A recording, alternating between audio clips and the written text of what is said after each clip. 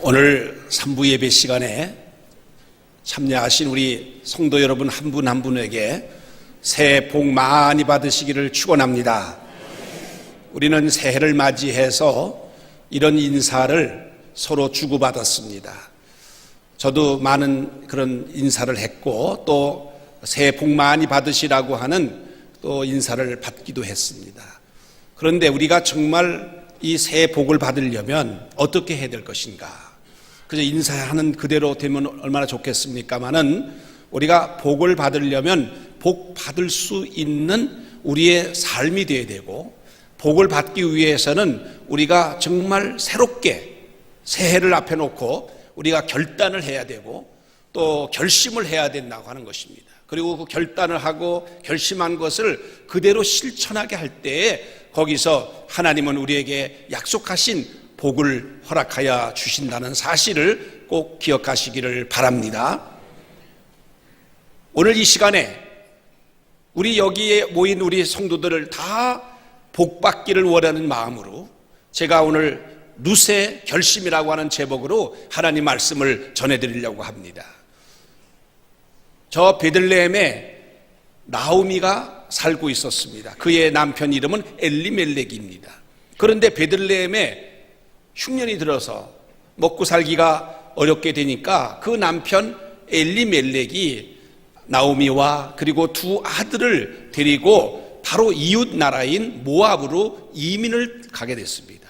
그 당시에 모압이라고 하는 나라는 굉장히 그 풍년도 들었고 경제적으로 이스라엘보다 훨씬 나았기 때문에 엘리멜렉은 아마 그곳을 택한 것 같습니다. 그래서 모압에 정착을 해가지고 살았는데 얼마 가지 못해서 엘리멜렉이 세상을 떠나게 됩니다. 그래도 나오미는 실망하지 않고 그 두 아들을 잘 키워서 결국 결혼을 시킵니다.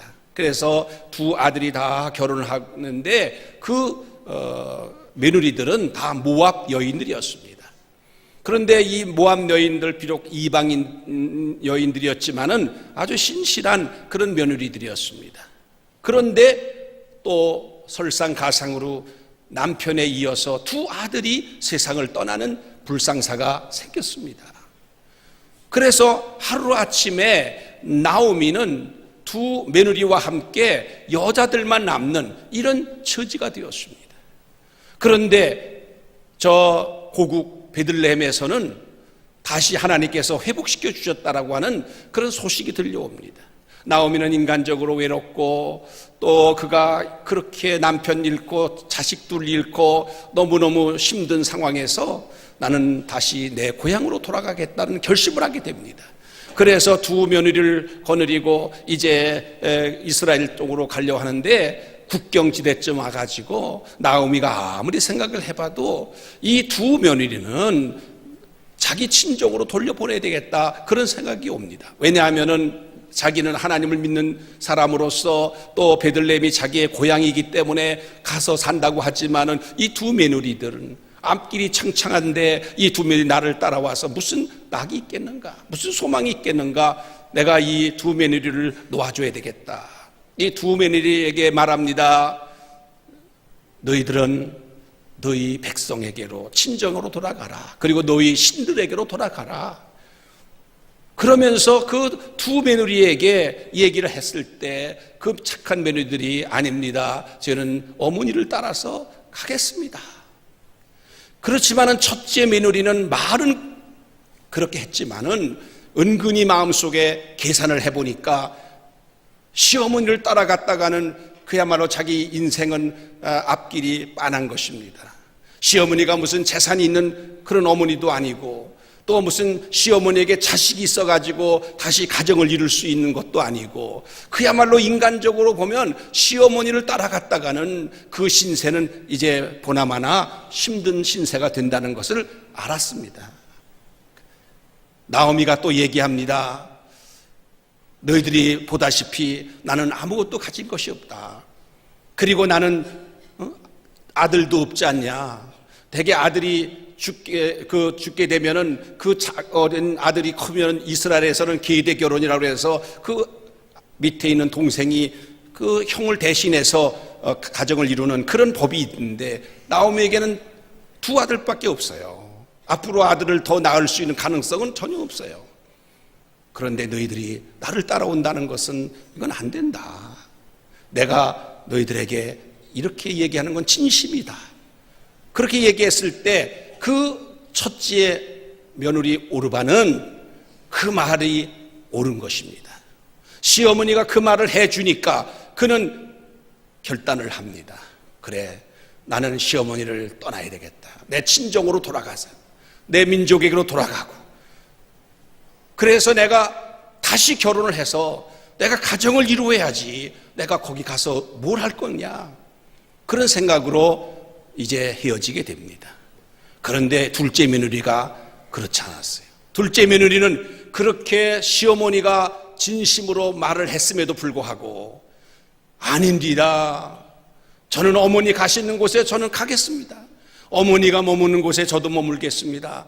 어머니가 사시는 곳에 저도 살 것이고, 어머니가 섬기는 하나님을 저도 섬길 것이고, 어머니가 돌아가시면 그 묻힌 곳에 나도 묻힐 것입니다.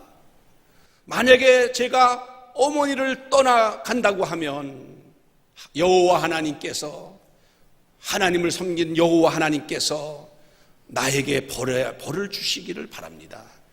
끝까지 이 룻은 그 나오미를 따라가겠다는 것입니다. 지금 룻은 그 나오미가 무슨 재산이 있는 것도 아니고 자식이 있는 것도 아니고 정말 그 시어머니를 따라갔다가는 정말 그 앞길이 막막하다고 하는 사실은 그도 잘 알고 있었지만, 그가 왜 어머니를 따를 수밖에 없었느냐? 그는 시집 오기 전에는 우상을 섬기던 가정에서 자랐습니다. 하나님을 모르고 자랐습니다. 그런데 그가 이스라엘 사람의 집에 시집을 온 그 일로 인해서 만군의 여호와 하나님을 알게 되었고 그 하나님을 믿게 되었습니다. 그는 그 하나님이 얼마나 귀하신 분인지를 깨달았던 것입니다. 만군의 여호와, 인간의 생사화복을 주관하시는 하나님, 그 복의 근원 되시는 그 하나님을 내가 붙잡아야 되겠다. 그는 무슨 환경을 본 것이 아닙니다. 무슨 조건을 본 것이 아닙니다. 그는 시어머니를 따른 것이 아니라 그 시어머니가 믿는 하나님을 따른 것입니다. 나는 하나님을 섬기겠습니다. 나는 하나님을 잘 섬기는 신앙으로 살겠습니다. 이런 믿음의 결단이, 믿음의 결심이 룻으로 하여금 끝까지 나오미를 따르게 했던 것입니다. 사랑하는 성도 여러분, 우리도 2016년을 맞이해서 우리도 그런 결심을 해야 될 순간이 올 것입니다. 정말 인간적으로 판단해 볼 때에 하나님을 섬기는 일은 막연하지만 지금 인간적으로 세상적인 차원에서 선택을 하면 복이 눈에 보이는데, 내 살궁리가 생기는데, 그런 때에 우리는 누구를 택합니까? 그때 하나님을 선택하게 됐을 때 불이익을 당할 수도 있어요. 핍박을 당할 수도 있어요. 오히려 나에게 어려움이 올 수도 있어요. 그럼에도 불구하고 우리가 룻처럼 하나님을 선택해야 되는 줄로 믿습니다. 사랑하는 성도 여러분, 아마 그 당시 사람들 그랬을 거예요. 전 오르바가 똑똑한 여인이다. 오르바가 제대로 된 여인이다. 자기 앞가름을 충분히 잘 알 수 있는 여인은 저 오르바다. 정말 오르바는 행동을 잘했다. 룻은 바보야.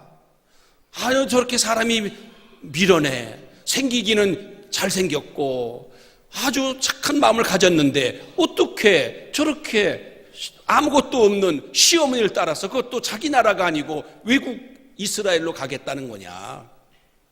참, 저런 여인 정말 신세 망치려고 작정을 했는가? 아마 그렇게 평했을지도 모릅니다.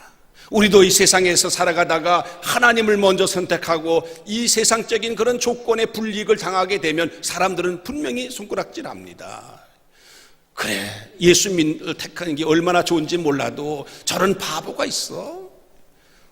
정말 저렇게 눈에 보이는데, 저렇게 물질이 눈에 보이는데 저기를 택해야지. 아니, 축복이 보이는데 저기를 택해야지. 어떻게 막연하게 하나님을 택하는가? 아마 그런 비판을 받을 수도 있을 것입니다. 그러나 룻은 흔들리지 않았습니다. 그 마음이 절대로 움직이지 않았습니다. 그는 하나님을 붙잡겠다고 하는 결심이 단단했습니다.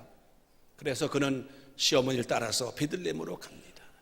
베들레헴에 가니까 10년 만에 나타난 나오미가 얼마나 얼굴이 초췌하고 또 생활이 궁핍해서 입은 옷도 남루하고 정말 나오미 같지 않게 보였습니다. 10년 전에 베들레헴을 떠날 때는 부유한 그런 여인이었는데 10년 후에 쫄딱 망해가지고 아무것도 없이 나타난 그 나오미, 그것도 남편 잃어 자식 잃어 그저 둘째 며느리 룻 하나 겨우 데리고 온 그 나오미를 볼 때 그 베들레헴 고향 사람들이 이게 누구야?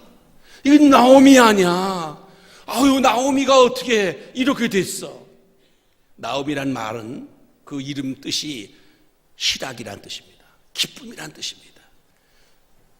아니, 이게 희락이 아니야. 이 기쁨이 아니야. 어떻게 이렇게 됐을까? 그럴 때 나오미는 이렇게 말합니다. 나를 나오미라고 하지 마세요. 나를 희락이라고 하지 마세요. 기쁨이라고 하지 마세요. 나를 마라라고 해주세요. 마라라고 하는 말은 괴로움이란 뜻입니다. 고통이란 뜻입니다. 쓰다른 뜻입니다. 나는 하나님이 나를 치셨습니다. 내가 좀 더 잘 살아보려고 하나님 땅 베들레헴을 떠나서 하나님의 땅 이스라엘을 떠나서 내가 이방인이 섬기는 그 땅으로 갔어. 그래서 하나님이 우리 가정을 쳤어요. 그래서 나는 완전히 나갈 때는 부유하게 나갔지만 올 때는 이렇게 빈손으로 돌아왔어요. 그렇지만 나는 다시 하나님을 붙들기로 결심했어요. 나는 이제 하나님만 의지하고 살려고 합니다. 그런 나오미 어떻게 됐습니까? 너무너무 가난해서 하루 세 끼 밥 먹을 수 있는 양식도 없었어요. 그래서 이 룻이 남의 집 밭에 떨어진 이삭을 주워다가 그것을 가지고 시어머니를 공경하는 이런 신세가 되었어요. 얼마나 초라하고 얼마나 참 보기에 너무 어려운 그런 상황입니까? 그런데 하나님은 그 룻을 귀하게 여기셨어요. 그 룻의 결심을 주님께서는 이쁘게 보셨어요. 그래서 하나님께서는 룻을 하나님이 눈여겨보시다가 그 베들레헴에는 보아스라고 하는 아주 유력한 사람이 살고 있었어요. 이 사람은 굉장히 부자였어요. 그러고 아주 믿음이 좋은 사람이었어요. 아주 신실한 사람이었어요. 그 사람이 누구냐 하면 나오미의 남편 엘리멜렉과의 친척입니다. 엘리멜렉이 없게 될 때는 대신해서 그 집에 대를 이어줘야 될 책임을 가지고 있는 사람이 바로 보아스였던 것입니다. 하나님께서는 그 보아스와 만나게 하셔서 룻은 결국 보아스와 결혼하게 되고 보아스를 통해서 자식을 낳게 되고 바로 이 룻이 다윗의 증조 할머니가 되는 이런 축복을 받게 되는 것입니다.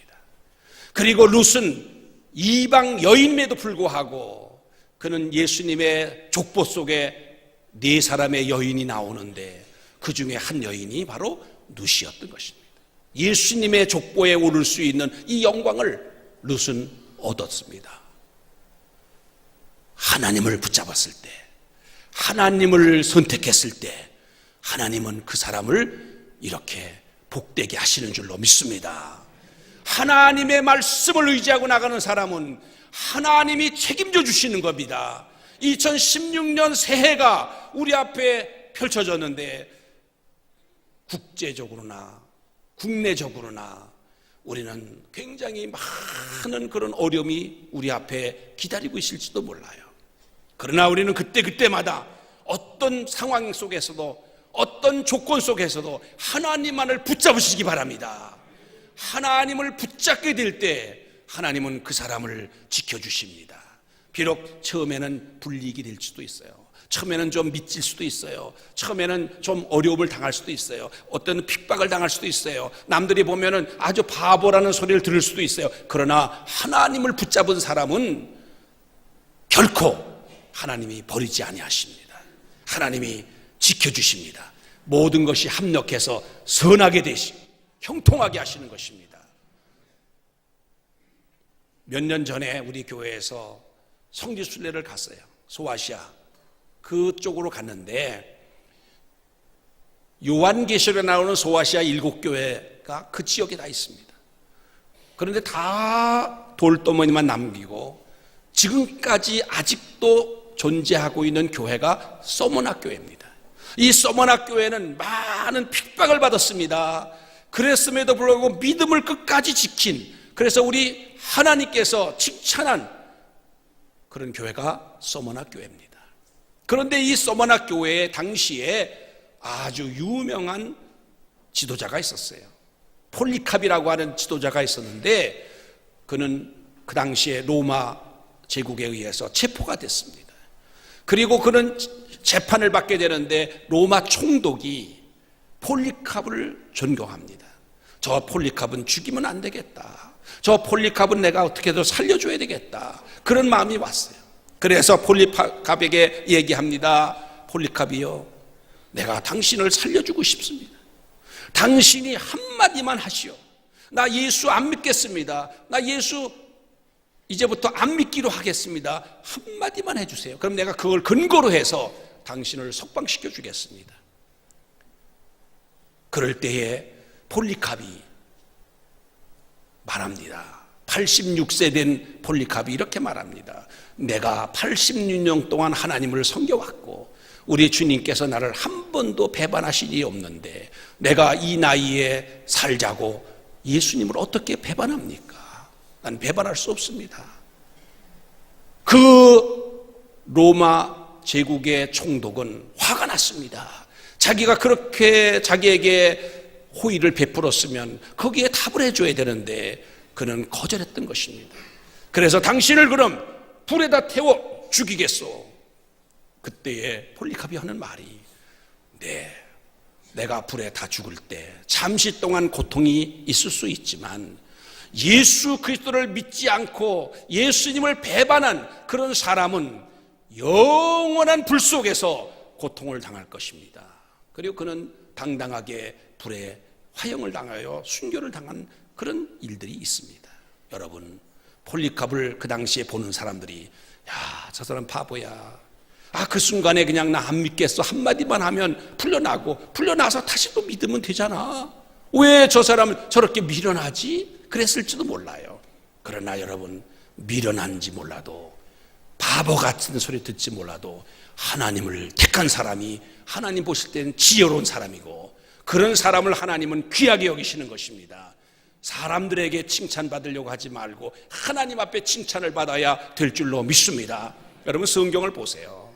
성경에서 믿음으로 살다가 복받은 그런 모든 분들을 보면 한결같이 하나님을 택한 사람들입니다. 하나님을 택하여 살다 보니까 때에 따라서는 어려움을 당할 때도 있습니다. 그러나 하나님을 택하고 하나님 말씀을 따라 산 사람은 하나님께서 반드시 복을 주시고 그런 사람의 자손들에게 은혜를 베풀어 주십니다. 우리 대림교회 모든 성도들, 오늘 이 시간에 다시 한번 2016년을 맞이해서 우리 하나님을 붙잡으십시다. 우리 하나님을 나는 결코 놓치지 않겠다고 하는 그런 결심을 하고 우리 한번 새 출발하십시다. 그럼 하나님이 여러분을 2016년 새해 우리가 알지 못하고 우리가 보지도 못하고 듣지도 못한 하나님의 큰 은혜와 축복이 영적으로 육적으로 우리에게 임하게 될 줄로 믿습니다. 이런 은혜가 우리 모두에게 임하시기를 주의 이름으로 축원합니다. 축원합니다. 제가 여러분에게 동영상 하나를 먼저 보여드리고 제가 기도하겠습니다.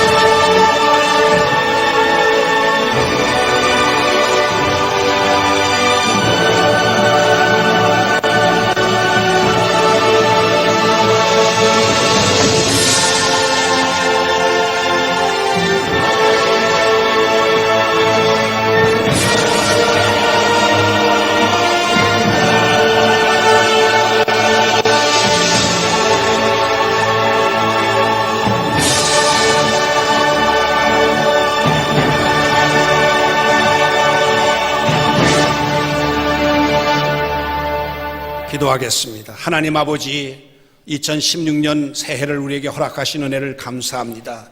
아버지, 2016년 새해에는 내 힘으로, 내 재주로, 내 능력으로 사는 것이 아니라 하나님의 은혜를 힘입고 하나님의 능력을 힘입어서 살아가는 복된 한 해가 되게 하여 주시옵소서. 하나님 말씀을 붙잡고 하나님 성령의 인도하심을 받아서 살아가는 한 해가 되게 하여 주시옵소서. 그래서 아버지 하나님이여, 우리의 순간순간 어떤 일이 있다 할지라도 우리 예수 그리스도를 붙잡고 우리 주님을 붙잡고 우리 하나님을 붙잡고 나아갈 때에 놀라우신 하나님의 은혜, 영과 육의 복을 받게 하여 주시옵소서. 예수님의 이름으로 감사하며 기도하옵나이다. 아멘.